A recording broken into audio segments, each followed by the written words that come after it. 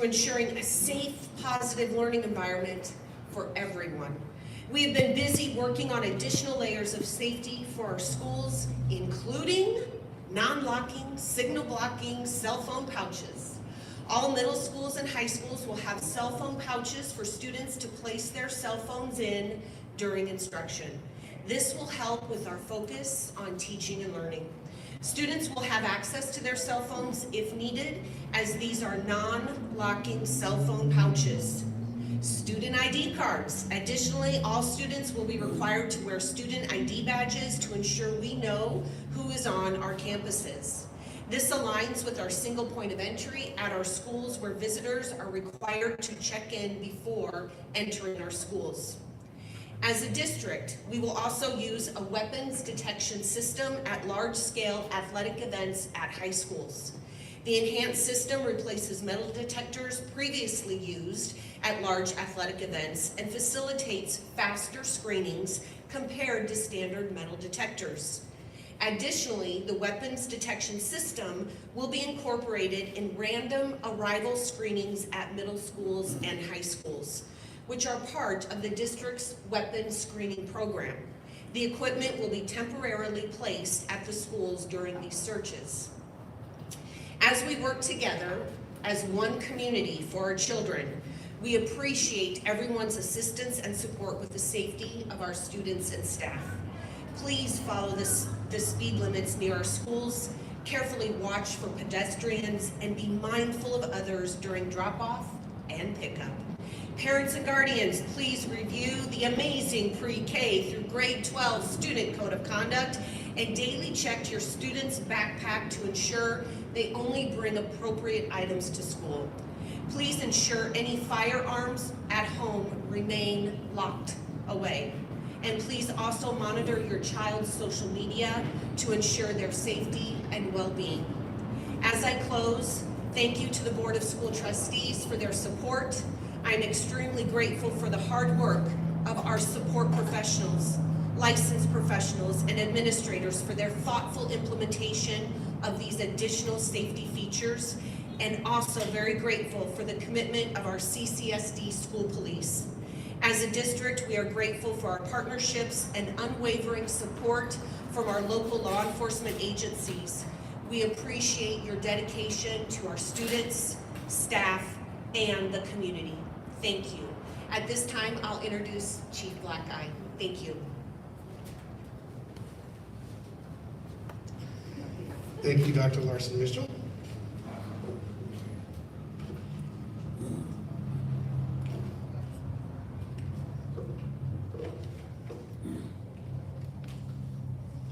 Good morning. I'm Mike Blackey. I'm Chief of the Clark County School District Police Department. Next week, close to 300,000 students, 42,000 staff members will begin the 2024-2025 school year. Before that week comes, we remind everyone to be patient, slow down, watch for our kids as they cross the streets and walk to school each and every day. As you know, last year alone, we doubled the amount of students struck by vehicles on the way to and from school. Speed and driver inattention, of course, not crossing in a crosswalk were some of the major factors to those accidents. Walkers, if your children are walking to school, make sure that they know to be seen before they step out in the street. Use the crosswalks, use the sidewalks, and if they haven't walked to school before, walk with them to school. Let them know their routes. If you haven't driven to school to drop your child off, take a drive there now over the weekend, throughout the rest of the week. Plan your route. Make sure you're patient, slow down. We owe that to our kids. They will be out there, all right? Through the School Violence Initiative, law enforcement officers from all agencies will also be out en masse at each school, private, charter, public, just to ensure that our schools are safe, not only for traffic, but also visitors and such.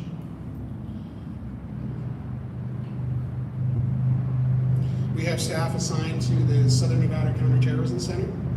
We have a clerk there. We've had a clerk there for over a decade now, sharing information that happens throughout the school day with all of our partners. Our our law enforcement and federal partners of incidents occurring throughout the school day, sharing that information just so everyone is aware of what's going on in and around our schools. Also, they share information of things happening outside our schools that involve our students that could flow onto campus as well. So it's a joint effort. We owe that to the School Violence Initiative. It's been a huge benefit to CCSD over the years, and I want to thank our partner agencies for their efforts. Also involved is MACTAC, our active assailant training that occurred this summer. It involved many agencies we invited to train with us at one of our sites to ensure that our training is consistent and our response will be consistent to what the response was at UNLV this past December. But it's not just our law enforcement, it's our admin, our teachers, our support staff, our students, and our parents. We're all responsible for the safety of our students in our schools. When you see something, say something. You can use Safe Voice for anonymous reporting. You can talk to a trusted adult, contact the admin at a school, or contact police. We're all responsible for the safety of our schools, and they should remain the safest place in the community. Over the summer and throughout this past half of the year, emergency management has been very busy, and you can see one of the weapon detection systems that we're doing an upgrade to my right. They've been training staff in its use, some of our officers in its use, and they've also increased the training for our campus security monitors. It's not just our school police officers that respond to danger in our schools, but it's also our campus security monitors that do as well. And they're an integral part of every school day in ensuring our campuses are safe. This year, again, we'll have lead instructors in our middle schools. Right now in Las Vegas, we have more instructors in the state of Nevada than they do throughout the rest of the country.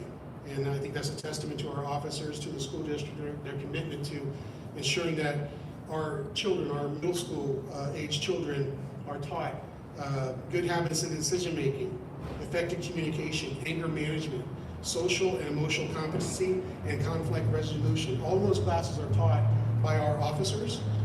It's 1 hour a week, 10-week program, and they graduate at the end, and it's for more middle school age students, and we'll be continuing that initiative this year.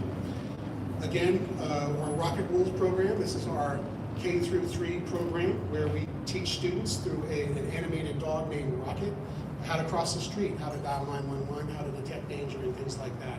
And it's a half-an-hour program that we conduct in our elementary schools. This year, I'm happy to say that we have 8 police social workers. Last year, we began the school year with 3. Our 3 police social workers responded to almost 600 referrals for services to our students and their parents and families for issues that our officers were encountered on our calls for service throughout the school year. So we're looking forward to those additional 8 to take some of that burden off. We know those insecurities that everyone sort of experiences that we're coming across will increase, and I'm glad to say that our police social workers will be out there responding to those. This year, we also have officers assigned to Laughlin, Sandy Valley, Indian Springs, and Moapa. So we are actually covering our rural schools with officers now. And I want to thank the Las Vegas Metropolitan Police Department for covering those schools all of these years. And they will now be covered with a school police officer. Last, I want to just say to parents out there, CCSD.net has information for you, for stranger danger, for walking to school, all kinds of resources on a guide of any information you may need for safety-related information on registration, things like that on CCSD.net. So please, if you have any questions, check it out. Last, I want to give it over now to Chief Clarkson of the Las Vegas Metropolitan Police Department. Thank you.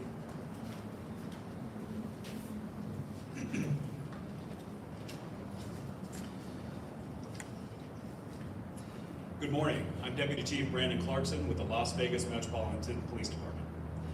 I know this time of year is all too familiar for many of us as we prepare for the beginning of the school year.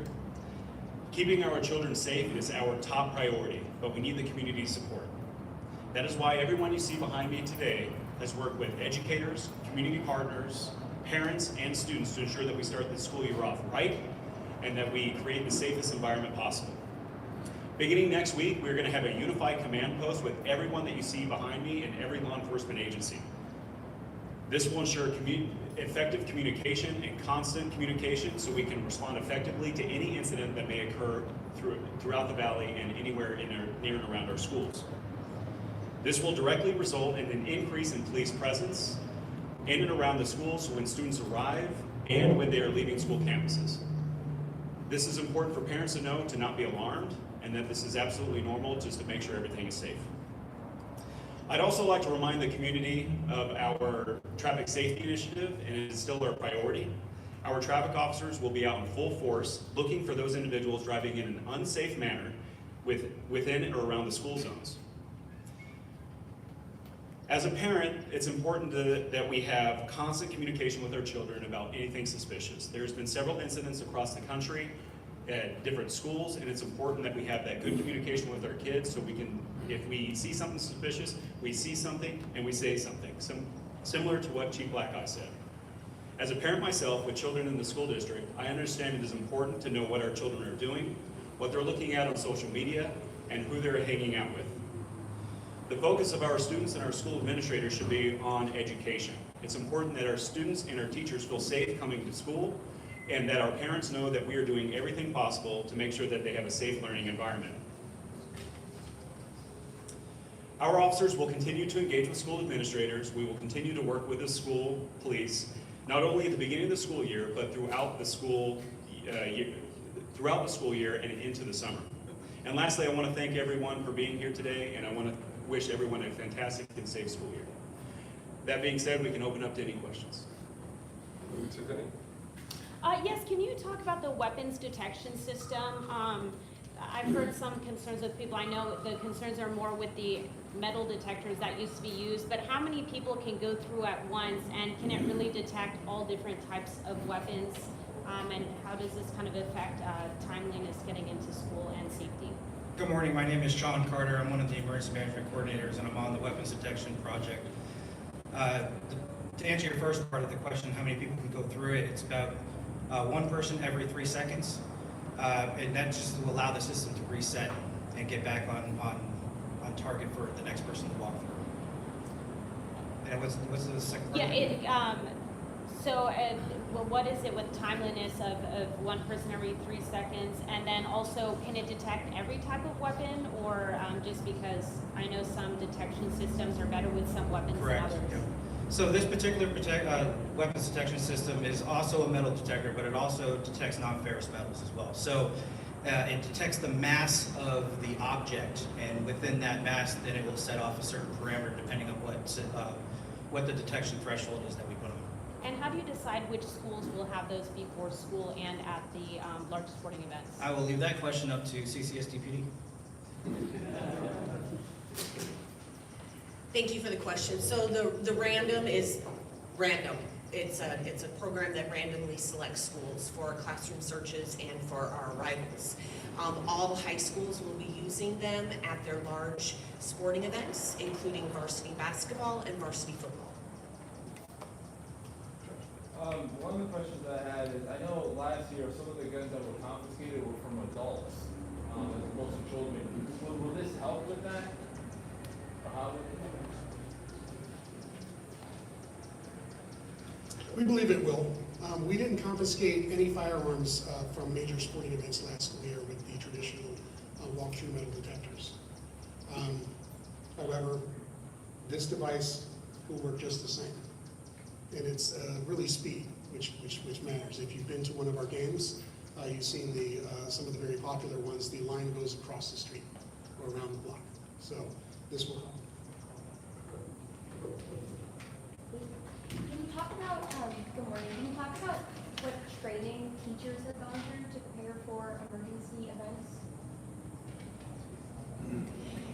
Thank you for the question. So all of our teachers, support professionals, and administrators have required professional learning as they return to our schools. They'll be embarking on that professional learning as teachers return tomorrow. We also shared some videos with staff last spring before returning. And with the cell phone pouches, principals will be working very closely with their teachers for the implementation of our cell phone pouches. Could you talk about the cost of this and how many systems the district has in total? And is there any appetite for daily screens in the future? So speaking to the cell phone pouches, they were approximately the weapons detection. I'm not certain of the cost of the weapon detection. Do you know that? We're not sure about I'm not sure about the cost, but the number that we have is 43, and that's one for every high school that has a stadium. Oh, and then is there any appetite for daily screens in the future? I can't speak for the schools, but if that's something they want to explore, that's on them. Can you talk about bullying? I know that seems to be an issue that some parents are concerned about children being bullied, but there are resources available. Can you talk about maybe how the district, any actual new efforts to clamp down on it? Thank you for the question. So with our pre-K through grade 12 student code of conduct, we have implemented many restorative practices and ideas within that code of conduct to help our educators, to help our administrators, and that is also available to our parents. We encourage our parents to read through that with their students. We encourage our students to use Safe Voice. We also encourage our students that if they are experiencing bullying, that they contact an adult immediately so we can seek assistance from our adults on campus, including our counselors, our social workers. We want to make sure that our learning environments are safe and positive for every student. So if they are experiencing any challenges, we encourage them to reach out to an adult. I frequently get emails as well, and so I forward those immediately to the responsible principal supervisor and send them an immediate text to make sure that there is immediacy for our students. I've heard from several teachers about the phone pouches. They're excited about it, but they're worried about if kids are saying, hey, I'm not going to do it. How do they kind of approach dealing with teaching in the classroom and then also implementing this policy, and what steps happen if students refuse to do it? Thank you for the question. So as I said previously, administrators will be working closely with their educators regarding the implementation of the cell phone pouches in their classrooms. We also have videos. Mr. Bickmore, the principal at Arborview, he implemented this last year in the school. He said it was very successful. Parents were very appreciative. We will follow progressive steps for students who do not want to use them, and then happy to also explain the why to students, that this is for them so that they can focus on their learning and have a distraction-free place to learn. You mentioned that you didn't confiscate any weapons from the old metal detectors. Was there a specific impetus for this new system, or has it been in the works for a while? Thank you for the question. The impetus for this system, as Chief Blackey mentioned, is that it will screen faster. We did have challenges with our random arrival screening previously due to we couldn't get all students in time for school to start. So a lot of the impetus was that it was faster and a more innovative technology-driven system. I've heard from some staff at some schools that they're not having the one entry system. Is it supposed to be in place at all the schools at this point? Or sometimes they say it's easy just to unlock a door and go out a different route. And then how does that kind of play into, is that actually helpful for these weapons detection system to have that single point of entry, or does it make it more challenging? So the single point of entry occurs once all of the students are in the building, and then visitors enter through that single point of entry. To my knowledge, we have completed all high schools with the single point of entry, and all middle schools are near completion as well. And that's just another safety feature once all of our students get into campus. Last question. Hillary? Any questions? Could you explain a little bit about how it works? Because I see there's a camera and an iPad set up. We'll do a demonstration. Any other questions? One more, that's it. Is this unified command post new? Can you get a little bit more information about how it works? Yeah, so the Unified Command Post is not new. This is something that we stand up for really any pre-planned event or anything that is high profile, such as the school year. So it's a very common thing for us to do. With Unified Command, it's actually bringing every law enforcement agency, every first responder agency, anyone that has any stake in any of the response is going to be at our command post. That's so you have clear communication and effective communication very quickly so we can respond quickly to any incident that happens across the valley. And it's a seamless response. And is that throughout the whole year or just the first few weeks? Just the first week of school is that we do that, but if anything were to come up or anything that, like a critical incident or a pre-planned event, we always stand up with some type of unified command in the Department Operations Center. Thank you, everybody.